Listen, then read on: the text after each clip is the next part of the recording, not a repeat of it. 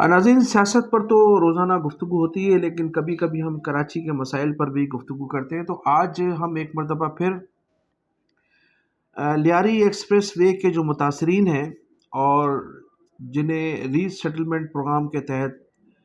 متبادل پلاٹ دیے گئے تھے مختلف ادوار میں، اور یہ جو پروجیکٹ تھا یہ جنرل پرویز مشرف صاحب کا تحفہ تھا کراچی کے لیے۔ لیکن اس اس پروجیکٹ کے ساتھ ساتھ تقریباً جو اس کے متاثرین تھے ان تمام لوگوں کو ری سیٹل پروگرام کے تحت پلاٹ بھی دیے گئے تھے، اور اپنے گھر تعمیر کرنے کے لیے انہیں پیسے بھی دیے گئے تھے، چیک بھی دیے گئے تھے۔ تو اس حوالے سے جو پہلا سروے ہوا تھا اس میں 14,000 متاثرین منظر عام پر آئے تھے، لیکن اس وقت کے ہمارے جو افسران تھے انہوں نے اس سروے کو نامکمل قرار دیا تھا۔ پھر اس کا دوبارہ سروے ہوا تو اس میں جو متاثرین تھے ان کی تعداد 14,000 سے بڑھ کر 24,000 ہو گئی تھی، اور پھر اس کو بھی نامکمل قرار دیا گیا تھا، اور پھر اس میں مزید اضافہ ہوا، اور پھر اس طرح سے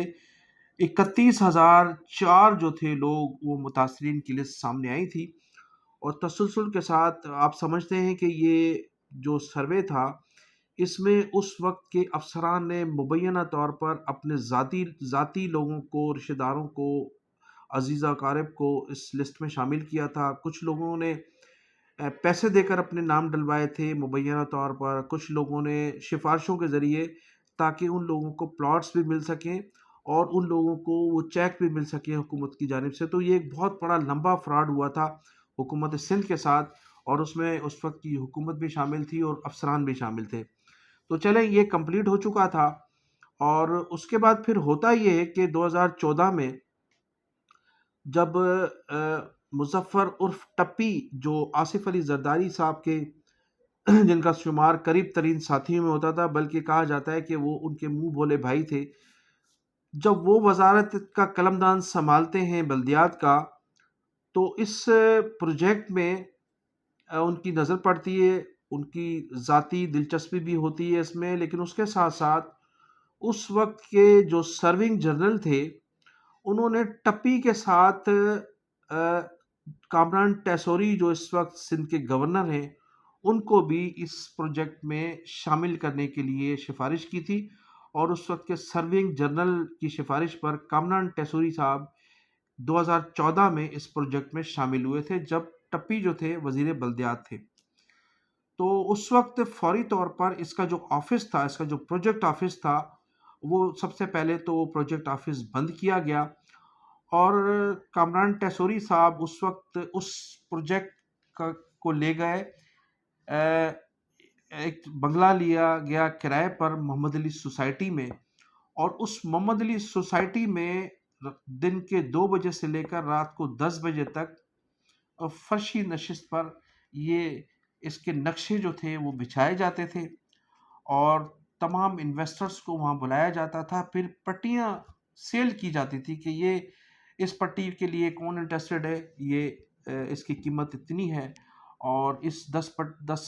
جو پلاٹ ہیں ان کی پٹی کی قیمت مختلف رکھی جاتی تھی، اور انویسٹروں کے حوالے کیا جاتا تھا یہ سارا پروجیکٹ، اور پھر انویسٹر مبینہ طور پر بھاری رقم ادا کرتے تھے، اور پھر ان کو یہ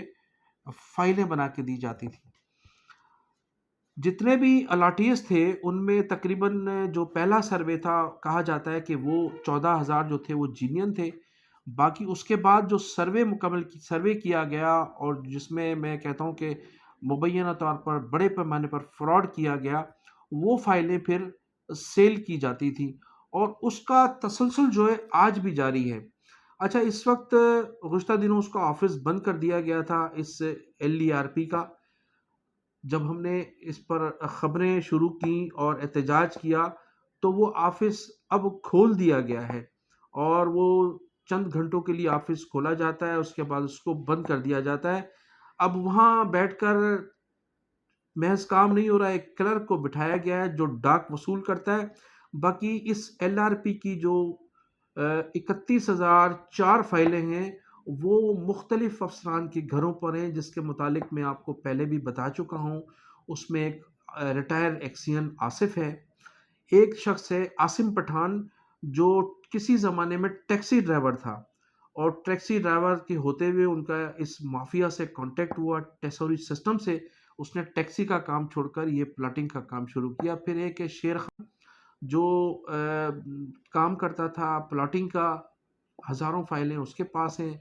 پھر ایک حفیظ اللہ پٹھان ہے، اس کے پاس ہیں۔ ایک دھوبی ہے، یوسف دھوبی، اس کے پاس تو ہزاروں کی تعداد میں فائلیں آفس میں آپ کو نہیں ملے گی، ان کے گھروں پر وہ فائلیں موجود ہیں، وہاں سے نکالی جاتی ہیں فائلیں، وہاں سے 2 نمبر فائلیں بنائی جاتی ہیں۔ اس سے پہلے عاصم پٹھان جو ہے ڈالمیا والا، یہ مشہور شخص ہے، اس کی ڈالمیا میں بیٹھ کر ایک آفس بنایا گیا تھا، وہاں سے فائلیں بنائی جاتی تھیں۔ اس کے ساتھ ایک بے نظیر بھٹو، جو بے نظیر پروجیکٹ کا ایک کلرک ہے جنید ابڑو، وہ اس کے ساتھ بیٹھ کر فائلیں بناتا تھا۔ اس کے علاوہ یہاں جو دوسرے لوگ ہیں، بروکروں کی ایک بڑی بڑی تعداد تھی جو ان سے فائلیں خریدتی تھی اور فائلیں آگے بیچی جاتی تھی۔ اب ہوتا یہ ہے کہ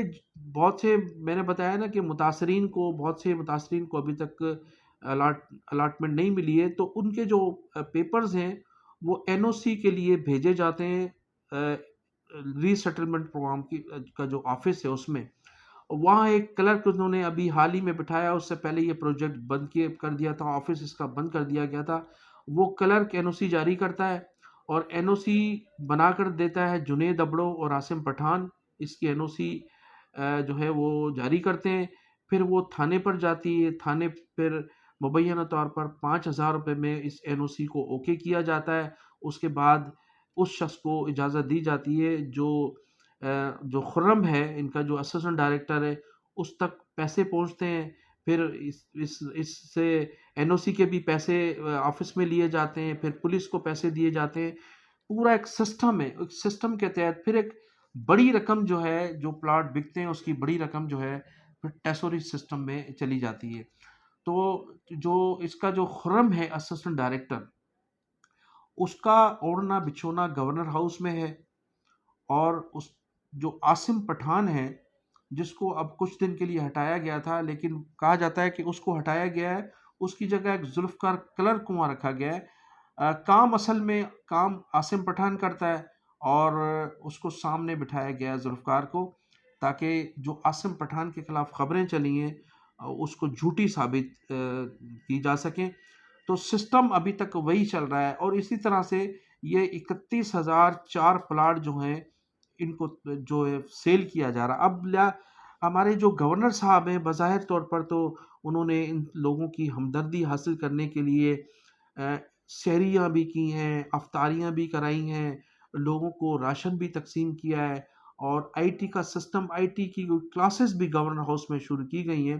تو یہ تمام ان پیسوں سے کی جا رہی ہیں، جبکہ وہ کہتے ہیں کہ اس میں گورنر ہاؤس کا 1 روپیہ بھی نہیں ہے، وہ ذاتی جیب سے یہ تمام اخراجات کر رہے ہیں۔ تو یہ جو اخراجات ہیں یہ ان لوگوں کے پیسوں سے کیے جا رہے ہیں جن لوگوں کو چھتیں فراہم کی تھی سندھ گورنمنٹ کی جانب سے، اور اب ان کے پلاٹ جو ہے بیچ کر وہاں ان پلاٹوں کے پیسوں سے لوگوں کو افطاریاں بھی کرائی گئی ہیں، لوگوں کو سحریاں بھی کرائی گئی ہیں، لوگوں میں راشن بھی تقسیم کیا گیا ہے۔ تو میں ان تمام دوستوں سے یہ کہوں گا، ان لوگوں سے جن لوگوں نے سحریوں اور افطاریاں کی ہیں، وہ اپنے روزے جو ہے ریپیٹ کریں، اس لیے کہ میں سمجھتا ہوں کہ اس پیسے سے کی جانے والی افطاری اور رکھے جانے والے روزے جو ہیں وہ میں نہیں سمجھتا کہ قبول ہوں گے۔ تو اس کے علاوہ یہ جو راشن دیا جا رہا ہے وہ بھی ان پیسوں سے دیا جاتا ہے، اس لیے کہ یہ تمام ذمہ داری اس ٹیکسی ڈرائیور عاصم پٹھان کی ہے، جس کے پاس پلاٹوں کے پیسے آتے ہیں، پھر وہ یہ اخراجات کرتا ہے۔ اس کے علاوہ جو بڑے اخراجات ہیں وہ خرم جو اسسٹنٹ ڈائریکٹر ہے، جس کا گھر بھی گورنر ہاؤس میں ہے، اس کو ایک گھر رہنے کے لیے گورنر ہاؤس میں گھر بھی دیا گیا ہے، اور گورنر ہاؤس میں اس کو ایک آفس بھی دیا گیا ہے، جہاں لوگ عموماً جا کر احتجاج بھی کرتے ہیں کہ خرم جو ہے وہ گورنر ہاؤس میں اتنا کرپٹ ترین شخص، خرم اسسٹنٹ ڈائریکٹر، وہ گورنر ہاؤس میں موجود ہے، اور عاصم پٹھان جو لوگوں سے کی این او سیاں، جعلی این او سیاں بنا رہا ہے، لوگوں کی جعلی جو فائلیں بنا کر بیچتا ہے، وہ شخص بھی گورنر ہاؤس میں پناہ لیے ہوئے۔ پھر میں نے جو پی ڈی ہے علی انور رخ صاحب سے رابطہ کرنے کی کوشش کی، تو ایک تو وہ فون نہیں اٹھاتے ہیں، اور پھر جب ان سے رابطہ ہوا تو انہوں نے مجھ سے یہ ایکسیپٹ کیا، انہوں نے مجھے کہا کہ بالکل جو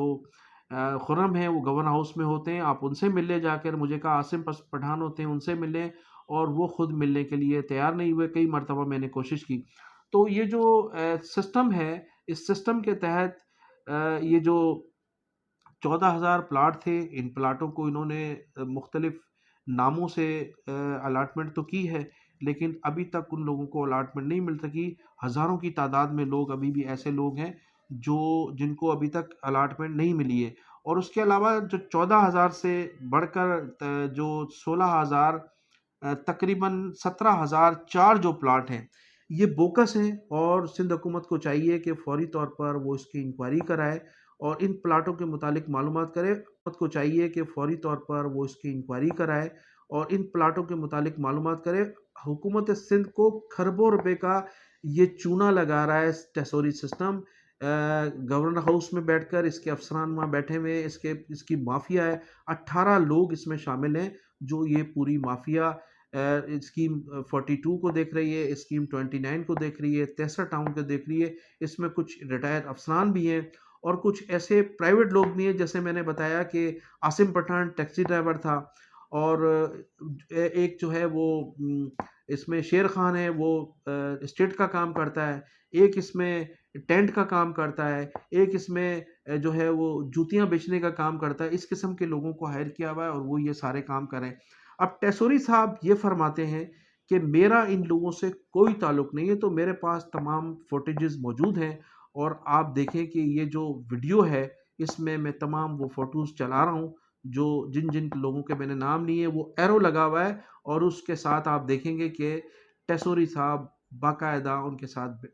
کھڑے ہوئے ہیں، ان سے گفتگو کر رہے ہیں۔ یہ سب لوگ اس وقت گورنر ہاؤس کا حصہ ہیں، اور گورنر ہاؤس سے بیٹھ کر یہ تمام لوگ مبینہ طور پر یہ کارروائی ہو رہی ہے، اور پورا جو پروجیکٹ ہے LERP یہ اس وقت گورنر کے اشاروں پر ناچ رہا ہے، جبکہ لوگ درپدر ہیں، جن لوگوں کو ابھی تک پلاٹ نہیں ملے ہیں، وہ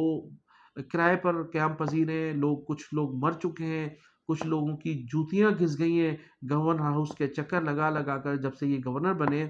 تو ان کو کہا جاتا ہے کہ وہ گورنر ہاؤس میں خرم، پھر گورنر ہاؤس پہنچتے ہیں تو یہ گورنر ہاؤس نہیں ملتے ہیں۔ تو صورتحال یہ ہے کہ یہ پورا پروجیکٹ جو ہے،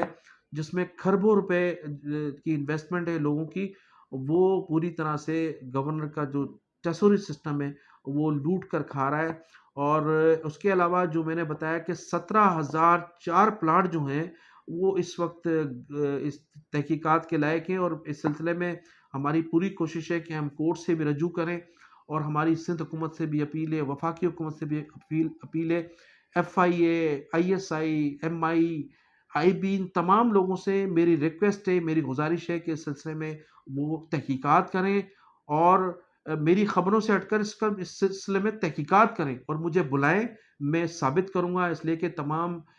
ثبوت بھی میرے پاس موجود ہیں۔ اگر یہ لوگ کورٹ میں جانا چاہتے ہیں تو یہ تمام ثبوت میرے پاس موجود ہیں۔ پھر